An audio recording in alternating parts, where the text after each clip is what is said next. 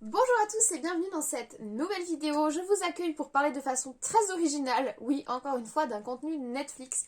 Je passe beaucoup de temps chez moi à travailler de chez moi et en fait quand je travaille je mets en fond des séries et comme ça j'avance sur mes listes de visionnage des sorties. Et j'avais ajouté, vous savez me rappeler plus tard, une série dont le trailer m'avait intriguée mais dans le mauvais sens. Je m'explique. J'ai vu ce trailer et je me suis dit, oh ça a l'air original et raté. De base, je vous vends pas du rêve, j'avoue. Mais voilà, c'est une série qui essaie de mêler l'esprit de Noël à l'horreur, quelque chose auquel c'est déjà essayé par exemple le film Krampus. Et j'avoue que pour le moment, moi j'ai pas été trop convaincue par le mélange du monde de Noël avec l'horreur. Je trouve que pour le moment, honnêtement, on n'a rien fait de très convaincant dans ce domaine. Donc bon, je voulais laisser cette chance à cette série, même si honnêtement dans le trailer, dans la bande-annonce, j'ai pas trouvé que ça avait l'air phénoménal. Je voulais voilà, lui laisser sa chance, d'essayer de me convaincre et j'ai tout regardé. Et comment vous dire que bon, vous l'avez vu dans la miniature, vous l'avez vu dans le titre, je vais vous parler de la série Lutin ou Elves qui est sur Netflix et aïe.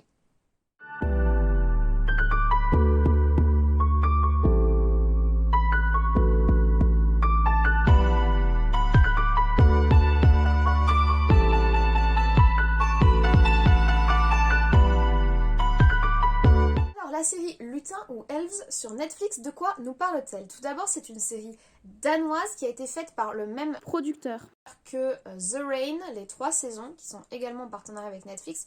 Ce réalisateur s'appelle Peter Booth. Alors personnellement, j'ai pas du tout aimé The Rain. Voilà, comme ça, on est honnête sur ce point. C'est vraiment du teenage movie, level élite, mais version dystopique. Moi, c'est pas du tout ce qui m'intéresse. J'ai rien contre le teenage movie, mais quand c'est bien fait, en fait. Et j'ai vraiment du mal avec les propositions de teenage de Netflix parce que je trouve que ça donne vraiment une vision très négative des contenus adolescents parce que c'est des scénarios qui sont quand même ultra bancals avec un jeu d'acteurs qui est pas ouf. Généralement les scénars partent dans tous les sens. Enfin, si vous aimez ce genre de contenu, vraiment il n'y a pas de jugement, mais moi ça m'attire pas du tout, ça me plaît pas du tout, c'est pas ce qui m'attire. Mais bon, voilà, là c'est un réalisateur qui s'est, on va dire, honoré dans ce genre, puisque la série The Rain a eu quand même un certain succès envers son public, et qui nous sort donc une série. Alors c'est moins un teenage movie que finalement une sorte de film d'horreur pour enfants qu'on nous propose, je pense en tout cas, et dans l'ambiance Noël. Alors quel est le synopsis de cette histoire ? Une famille, pour créer des liens à Noël, parce que papa et maman travaillent trop, décide d'aller dans une île un petit peu perdue, faire Noël dans une maison à la campagne pour faire comme les rêves de Noël américains, vous voyez, avec le sapin, papa, maman, le canapé, le petit feu au coin et les balades dans la forêt en hiver. J'ai rien contre ça, hein, c'est plutôt sympathique de base, sauf qu'ils choisissent une île qui a la réputation d'être un petit peu fermée, un petit peu marginale, et s'y passerait des choses vaguement cheloues. Il y a comme qui dirait une clôture électrifiée qui entoure la forêt, les gens y déposent des vaches et les vaches sont mangées par des créatures mystérieuses. Voilà, donc grosse ambiance, clairement.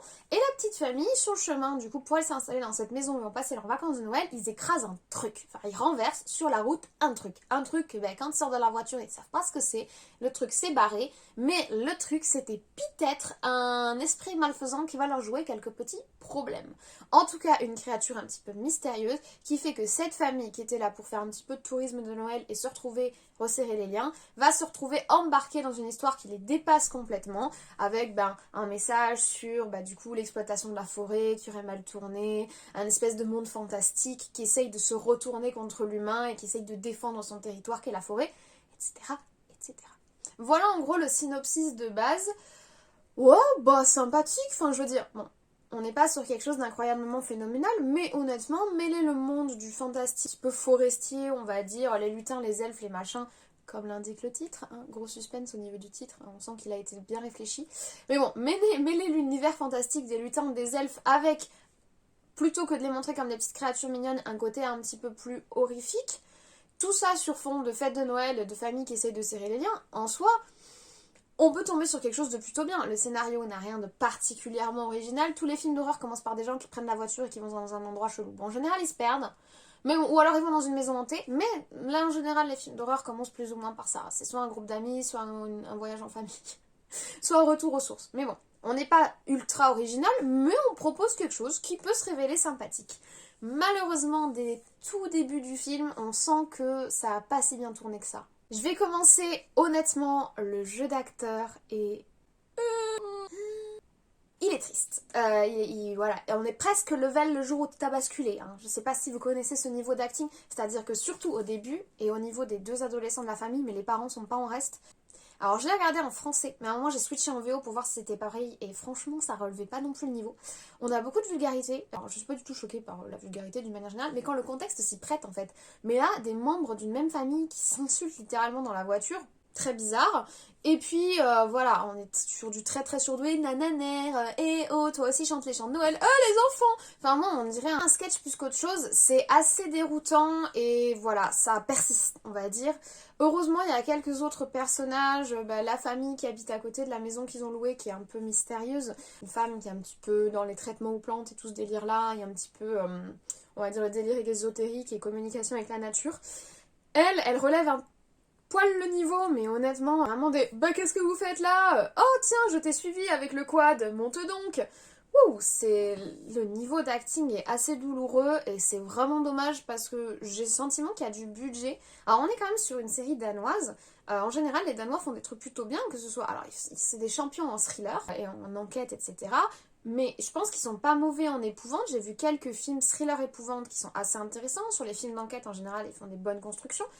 Ils ont choisi un bel endroit, les visuels sont assez beaux, les localisations sont assez belles. Bon, il n'y a pas force décor, hein, voilà. Donc on est sur l'image, les effets spéciaux sur les créatures. Alors, la créature principale, on va dire, ça va, franchement ça passe. Voilà, on est sur un level... J'allais dire Arthur et les Minimoys, non, j'aurais été méchante, mais on est pas trop mal. Franchement, on n'est pas trop mal. Vous avez vu Spiderwick? Les chroniques de Spiderwick? La légende de Spiderwick, ça level ça. C'est pas mal, franchement c'est pas mal. Par contre, les autres créatures, il y avait peu de budget. Voilà, tout le budget il est passé dans la créature principale. Après, je crois qu'il y avait plus de budget. Il y avait plus. On n'a pas pu faire mieux. Il y avait plus de budget. Alors on les voit, du coup on les voit pas beaucoup. Du coup c'est intéressant parce que techniquement ce qu'on ne voit pas nous fait peur. On joue surtout sur les sons, sur des petits bruissements de feuilles, sur des trucs entreaperçus. Mais quand on avance dans les épisodes, qu'on arrive dans le 4e, 5e épisode et commence à être confronté aux autres créatures, c'est douloureux. Il y a quand même une déception, quoi. Ça fait 3 épisodes qu'on te tease des créatures absolument terrifiantes qui vivent dans la forêt, des bruits, la vache qui hurle, quelque chose de terrible. Et ah bah oui, ah bah bonjour. Vous sortez des années 90, c'est dommage. Non, voilà, c'est un peu triste aussi. Donc, entre l'acting et les effets spéciaux sur la majorité des créatures, c'est décevant, je veux dire, voilà. C'est vrai que, bon, je m'attendais quand même à mieux. Est-ce qu'on peut parler d'épouvante? Comment vous dire ça? Si vous considérez que Chair de poule, les romans pour enfants, sont de l'épouvante, et que le film qui adapte les romans pour enfants, qui était assez douloureux également, que moi j'ai pas beaucoup apprécié, sont de l'épouvante, oui, on peut parler d'épouvante. Effectivement, il y a des créatures méchantes qui vivent dans la forêt. Enfin, méchantes. Tout dépend. Mais oui, on peut parler d'épouvante. Moi, personnellement, je parle pas du tout d'épouvante. Je veux dire un petit peu de suspense. Ou alors de l'épouvante pour enfants. Dans ce cas-là, oui, on parle d'épouvante dans le sens dessin animé pour enfants. Après, je pense qu'honnêtement, j'étais pas du tout la cible de la série. Je pense qu'on cible nos enfants pré-ados.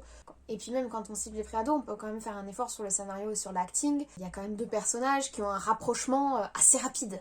Voilà, parce que bon, il y a quand même que 6 épisodes qui durent 20 minutes chacun. Donc au final, il n'y a que 3 heures de visionnage dans l'absolu. 3 heures. Alors soit ils font un film et ils condensent au maximum, parce qu'il y a des moments où ça traîne, tu comprends pas pourquoi. Soit on fait une plus longue série, on part sur au moins 1 heure par épisode, on double le temps de série, on fait 6 heures de série. Et dans ce cas-là, on développe vraiment la problématique, le message, on essaye de mettre un petit peu plus de pâté sur les effets spéciaux, ou alors si on n'a pas les moyens de mettre plus sur les effets spéciaux, on insiste sur ce côté insinué. Peut-être qu'on peut très bien ne jamais les voir ces créatures, et ne jamais savoir à quoi elles ressemblent, et juste avoir peur d'elles comme ça, c'est aussi possible. Et ça peut fonctionner très bien. Donc bon, je pense qu'il aurait peut-être fallu penser le film autrement. Au final, c'est un gros film de 3 heures, un peu décevant, qui traîne en longueur à certains moments sans raison, avec un acting pas ouf et des effets spéciaux qui clairement sortent pas du lot. Le tableau est douloureux, je suis d'accord.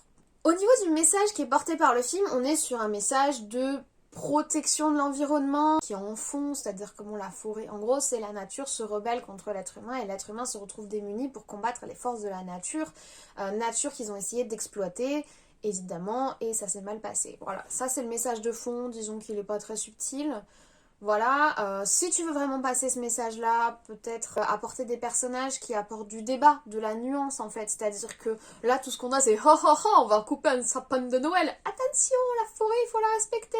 Oh mince, on n'a pas respecté la forêt. Ah, les créatures nous attaquent. » Je vous ai pas résumé l'histoire, il y a d'autres paramètres, mais bon, c'est quand même un petit peu ça. Et c'est quand même un petit peu décevant. On est quand même sur une problématique planétaire intéressante. Il aurait peut-être fallu l'aborder autrement que de cette façon-là, c'est-à-dire le saupoudrer un peu en insistant sur on a été méchant et maintenant on a des problèmes, mais sans justifier du qu'est-ce qui est méchant, sans apporter de l'explication, sans apporter de l'eau au moulin en fait. On nous répète 2 ou 3 fois le message, mais sans le nourrir, donc c'est un peu dommage, faut le reconnaître. Après, je pense qu'il y a aussi une dimension mettre en valeur les mythes locaux. On est donc sur un film danois et c'est vrai qu'il y a beaucoup de mythes en rapport avec les forces de la nature dans ces pays-là, pas seulement d'ailleurs. On aurait en Bretagne par exemple Corrigan, là ça va être les elfes des bois, qui sont pas des petits elfes avec des jolies ailes qui sont gentillés, mais plutôt des créatures sournoises. Donc il faut faire attention, il faut prendre garde. On est sur des pays qui ont des très grandes zones boisées, assez mystérieuses, donc c'est des légendes qui sont issues de l'histoire et qui ont été héritées. Vouloir les mettre en avant, c'est sympa, maintenant faut bien le faire encore une fois. Voilà, je pense qu'il y a beaucoup de bonnes intentions dans cette série, mais qui n'ont pas forcément abouti, et ça se ressent que, bon, on a essayé de faire quelque chose, mais voilà, c'est pas forcément une réussite. Pour finir, j'en resterai là après, sur la fin. La fin ouvre à une suite. Je pense que vous connaissez mon avis sur cette suite, je ne me l'imposerai pas, en tout cas je ne la regarderai très probablement pas. S'ils en font une, puisque j'ai fait mes petites recherches et pour le moment elle n'est pas confirmée, ils attendent de voir si la série fonctionne. Je ne sais pas si elle va fonctionner, en toute sincérité. En tout cas pas grâce à cette vidéo je pense, mais voilà. Disons qu'il y a une ouverture qui moi ne me paraissait pas vraiment nécessaire, très sincèrement. J'aime bien faire ce genre de choses, se laisser une porte ouverte pour la suite ou juste laisser un petit suspense de fin. Voilà, c'est une habitude dans ce genre de film, donc bon, ok, faisons comme ça. Voilà, je pense que mon avis parle de lui-même, je ne vous recommanderais pas de regarder cette série. Après, si vous avez 3 heures de votre vie où vous vous ennuyez, vous n'avez vraiment rien d'autre à faire, allez-y. Je veux dire, moi, je l'ai regardé comme un petit passe-temps parce que j'étais intriguée par la thématique qui était abordée et le fait de mélanger des mythes fantastiques, un petit côté épouvante et une ambiance de Noël. Au final, l'ambiance de Noël, je l'ai pas tant retrouvée que ça. Oui, il y a toute la thématique du sapin, la famille qui voyage pour se retrouver à Noël, mais on va pas beaucoup plus loin que ça. Franchement, Noël est plus une sorte d'excuse. La thématique est pas creusée, c'est dommage. Franchement, il y a vraiment un à se prendre là sur l'horreur de Noël. Vraiment, vraiment, faut creuser le domaine, les gars. Moi, j'ai été déçue par Krampus. Voilà, peut-être refaire un Krampus ou quelque chose autour du Père Fouettard ou même voilà les méchants lutins du Père Noël, quelque chose de... Franchement, il y a clairement un créneau à prendre parce que moi, quand j'ai lu le synopsis, je me suis dit qu'il y avait quelque chose de pertinent, d'intéressant, d'un petit peu différent qui pourrait donner un petit côté horrifique à la période de Noël. Ça ferait pas de mal parce que bon, beaucoup de dorures, beaucoup d'amour, beaucoup de bonbons, je suis très contente, beaucoup de cadeaux, la joie, le bonheur, les petites lumières qui brillent, mais l'horreur ne fait pas de mal non plus, un petit peu de temps en temps comme ça pour se relaxer... pour éviter l'overdose. Non, voilà. Franchement, il y a un créneau à prendre. Donc, si vous avez des films à me recommander dans ce domaine, je suis carrément preneuse. Donc, regardez le lutin, donc je peux tout regarder. Non, je suis vraiment méchante. La série n'est pas si mauvaise que ça. Mais on aurait tellement pu mieux faire que franchement, je pense pas qu'elle marquerait les esprits. Je pense même que moi, je vais l'oublier très rapidement. Parce que voilà, j'ai pas passé un moment phénoménal. Il y a quelques bonnes idées qui auraient mérité d'être creusées, mais ça s'arrête là. Voilà, je vous remercie pour votre écoute sur cet avis plutôt négatif, mais il en faut de temps en temps. Je ne sais pas si vous verrez la série, je ne sais pas si vous l'avez déjà vue, mais si jamais, n'hésitez pas à me laisser en commentaire votre avis sur cette série ou votre avis sur cette vidéo. N'hésitez pas à compléter également mon avis ou à me corriger si j'ai fait des erreurs, hein. Vraiment, il n'y a pas de problème de ce côté-là. Moi, je prends toujours autant de plaisir, vous le savez, à vous faire ces vidéos. Je suis ravie d'être là, je suis ravie de répondre à vos commentaires, j'essaye de le faire le plus rapidement possible, donc n'hésitez pas. J'adore discuter, j'adore échanger sur les avis cinéma, les avis films, j'adore aussi recevoir des conseils de visionnage, donc je vous l'ai dit là, si vous avez des films d'horreur dans l'ambiance Noël, franchement je suis totalement preneuse. Donc voilà, je vous remercie pour votre soutien, je vous remercie d'être là, j'accueille évidemment les nouveaux et je vous souhaite une très bonne journée, une très bonne semaine, de très bons visionnages et nous on se dit à très vite.